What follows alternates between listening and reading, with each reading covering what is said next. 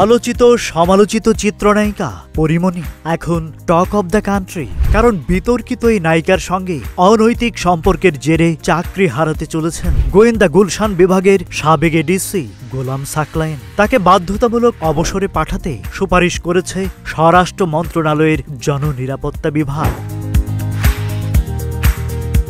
স্বরাষ্ট্র মন্ত্রণালয়ের প্রতিবেদনে বলা হয়, সাকলায়েন পরিমণির বাসায় নিয়মিত রাত কাটাতে শুরু করেন। দিনে ও রাতে বিভিন্ন সময় পরিমণির বাসায় আসতেন সাকলায়েন। মোবাইলের ফরেনসিক রিপোর্ট দেখে এমন প্রমাণ মিলেছে।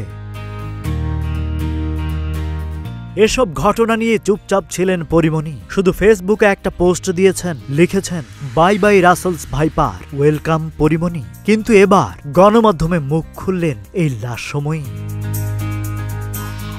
ঢাকাই সিনেমার এই নায়িকার দাবি, কেবল সম্পর্কের কারণে চাকরি যাবে তা হতে পারে না। সাকলায়েনের জন্য খারাপ লাগছে, সে ব্যক্তিগত আক্রোশের শিকার। তাকে সরানোর জন্য আমাকে জড়িয়ে অদ্ভুত কিছু কারণ দাঁড় করানো হচ্ছে।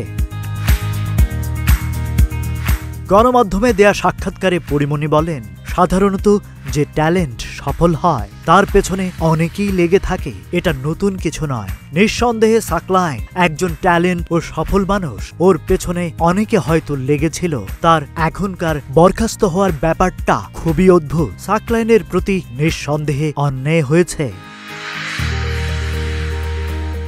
সাকলায়েনের চাকরি হারানো বিষয়ে কথা বলতে একরকম নারাজ পরিমণি। তিনি বলেন, বিষয়টি যদি ব্যক্তিগত পর্যায়ে আসে তখন আমি কথা বলবো।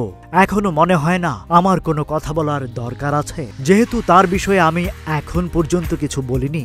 আমার বলার মতো পরিস্থিতিও আসেনি বা আমি কোনো রকম বাধ্য হইনি। Rajib Raihan, news flash 71।